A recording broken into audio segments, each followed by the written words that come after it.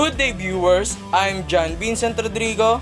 And I'm Sir Joshua Rodrigo. We are here to present our exclusive interview we conduct.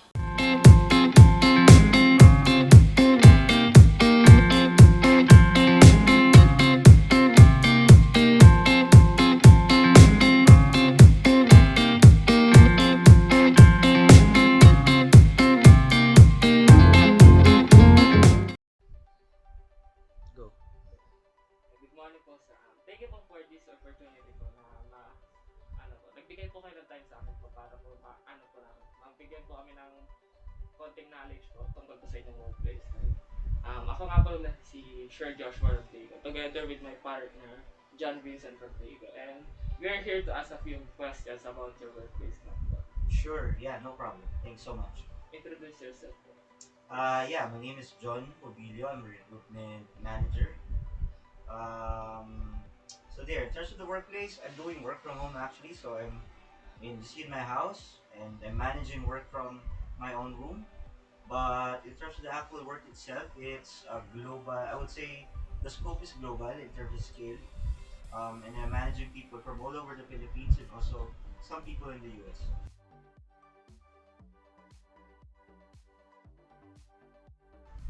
What do you mean professional correspondence? Example po is letters, memorandums. Yes. What kinds of professional correspondence do you use on your profession or workplace? Normally, majority of them is like virtual online or e-documents, since it's, the actual work is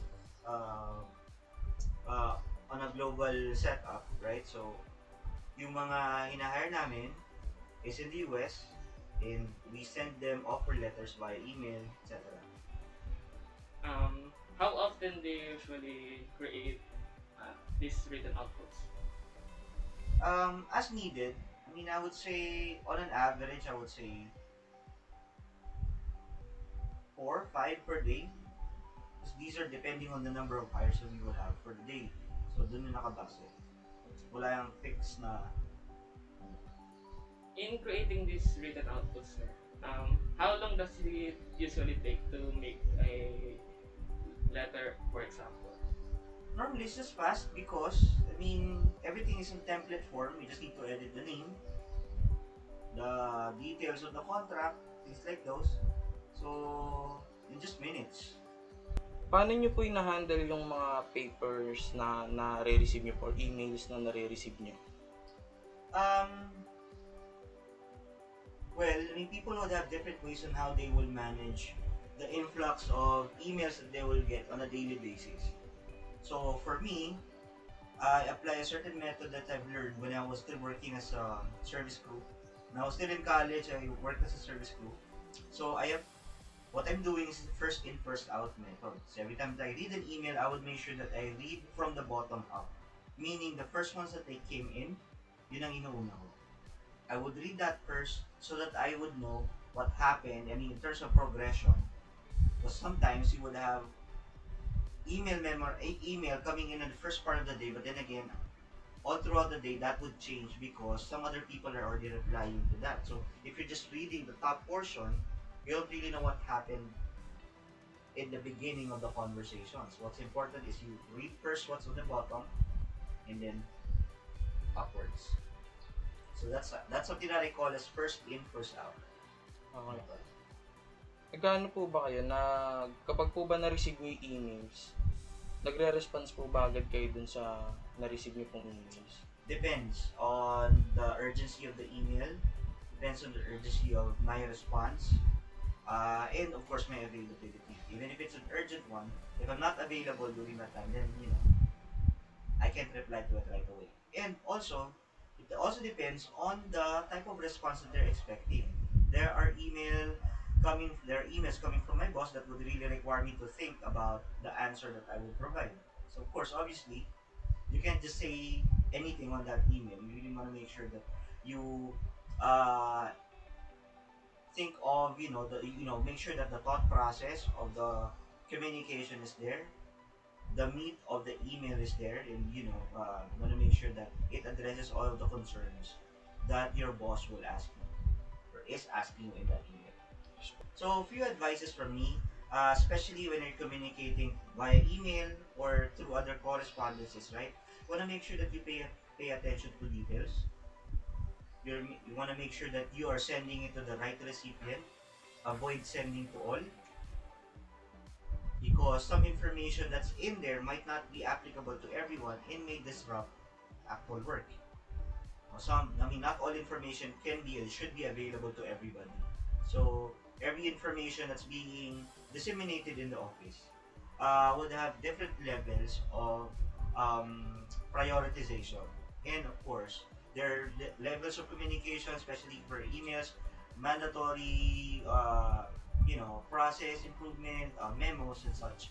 That's only applicable to higher level positions, and then some would be available, um, should be shared to everybody. So you want to make sure that you understand how to prioritize and categorize those um, emails, or I would say correspondence to the respective categories. Um, yeah, and then of course, don't feel free to ask questions. I mean, it doesn't mean that you're already working in an office that you should know everything. Want to make sure that you're utilizing all of the information that, or all of the resources around you. So if you're not sure about a certain email, want to make sure that you ask questions from your superiors or your teammates, just to be sure that when you answer a certain email, that it's decisive and it's, informative, and it's not just gonna spam somebody's inbox. Thank you for this wonderful opportunity, and we learned something new about our subject, and we also learned about your work as well. Thank you very much. All right, thank you so much.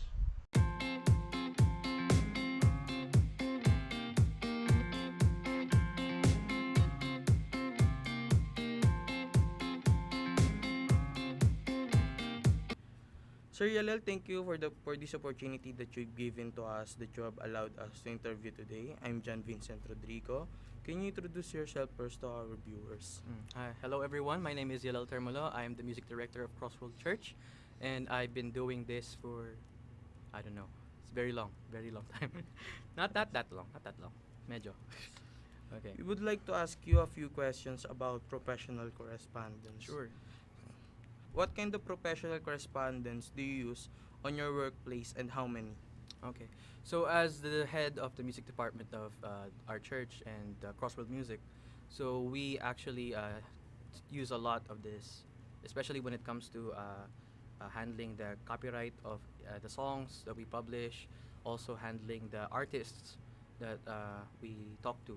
So we use email, we use any sort of the modern um, communication apps right now. So we use Messenger, part ba Messenger ng Yes. ayan. So we use that, and also ano din mostly ano lang yung the ones that are available for the modern era. Basically what we use is ano lang kung ano yung mga available for those people that we talk to.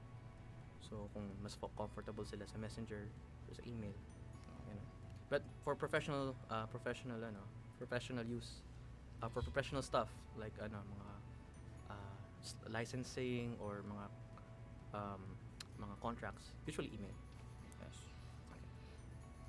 How long does it take to make the written output? It depends on the one making it. Personally, me, it's one of my strengths.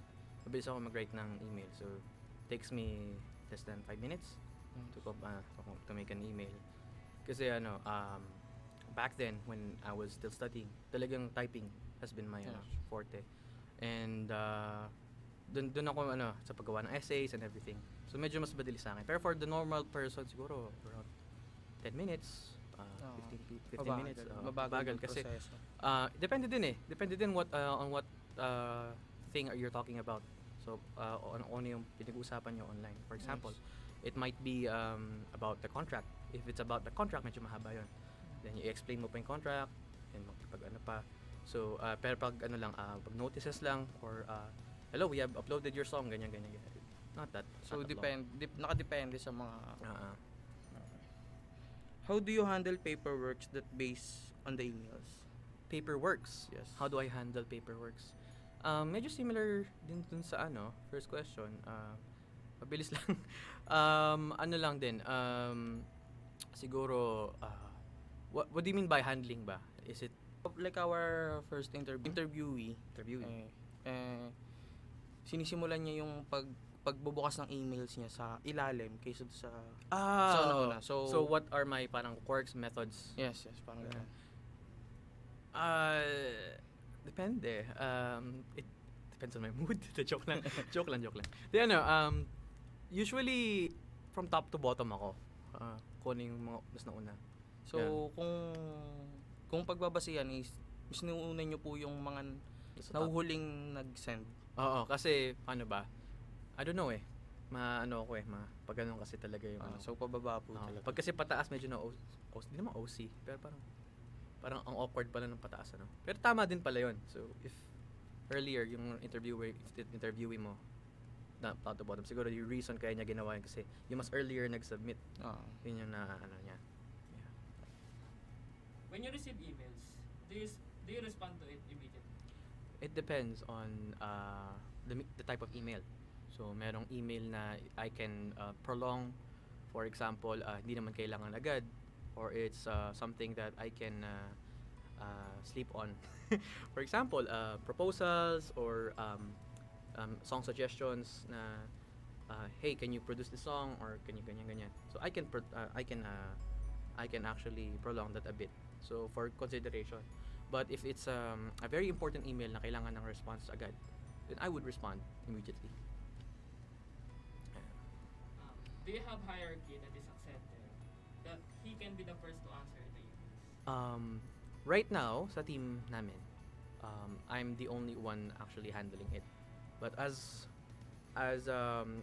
Crossroad Music continues to grow, ang plan is we will have people who will be under that jurisdiction. Yung they will handle the emails, then they will just relay it to me. Yan.